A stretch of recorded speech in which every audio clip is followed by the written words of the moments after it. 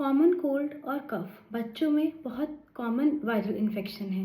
ये generally virus के contact की वजह से होता है, जैसे स्कूल्स में, प्ले एरिया में या दूसरे बच्चों के कांटेक्ट में आने से। इनकी कॉमन होम्योपैथिक मेडिसिन क्या क्या होती हैं? एकोनाइट 30, एलियम सिपा 30, एंटिमटाट 30। ये सारी मेडिसिन आप मिक्स करके दिन में 4 बार 2-2 बूंद आप बच्चे को दीजिए। बच्चे को फ़ायदा मिलेगा। ये मेडिसिन कम से कम आप बच्चे को 1 हफ्ते तक दीजिए। अगर आपको ये वीडियो पसंद आए तो चैनल को लाइक सब्सक्राइब ज़रूर करें।